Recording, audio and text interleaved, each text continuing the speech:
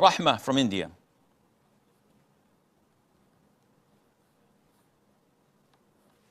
Rahma. Assalamu alaikum, Shaykh. Alaikum salam.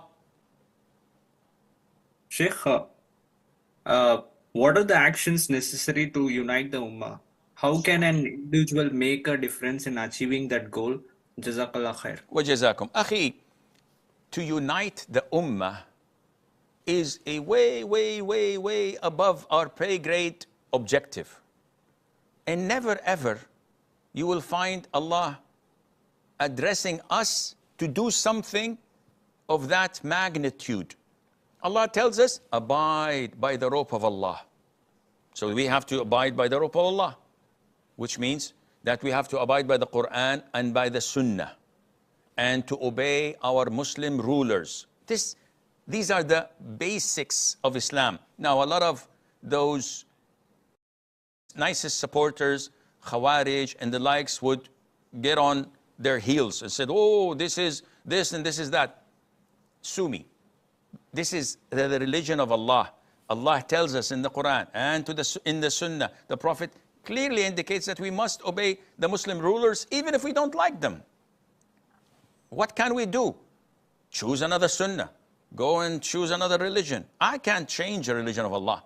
If you don't like the Muslim rulers, tough bananas. This is the religion of Allah. So to unite the Ummah, we have to go to the basics.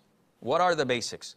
Abiding by the Quran and the Sunnah, the authentic Sunnah, with the understanding of the three favorite generations, companions, tabi'een, tabi'at tabi'een. There's no way out of this at all.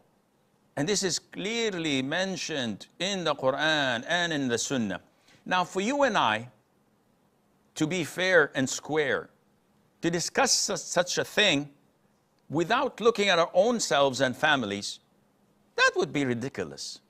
Someone says, okay, let's talk about how to unite the Ummah. Okay, akhi, you don't pray Fajr in the masjid. You don't pray at all in the masjid. And you don't abide by the Sunnah. You're clean shaven. Or you don't, you're not fair with your wife. You're not treating her well. She's not abiding by the hijab. You cheat, you lie. You don't come on time to work. You take money unlawfully from the company or from others, blah, blah, blah. And you want to unite the Ummah? Wake up. I'm not talking to you, Rahma. I'm just saying, for us to unite the Ummah, we have to align our lives with the Quran and the Sunnah, with the understanding of the favorite three generations. Then Allah would make this happen. But before that, it's not going to happen, not in a gazillion years, and Allah knows best. We have Affan from India. Assalamu alaikum, Shaykh. Salamullah.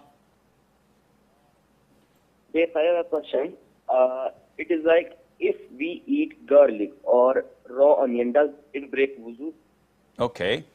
First of all, eating garlic and onions is permissible in Islam.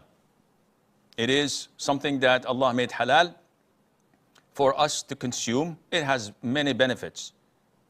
The only thing we have to pay attention to is that if we do so, and there is this offensive odor that is coming from our mouths or stomachs, we are prohibited from attending the prayer in the masjid. This is the only thing that is related to garlics and onions and the likes. But does it have any impact on my purity or wudu? The answer is no. The things that break your wudu are identified in the books of fiqh and are probably limited to 5 things. And this is the most authentic. Whether you pass wind, urine, or defecate, or you sleep, or eat camel's meat. These are the things that break your wudu, and Allah Azza wa Jal knows best.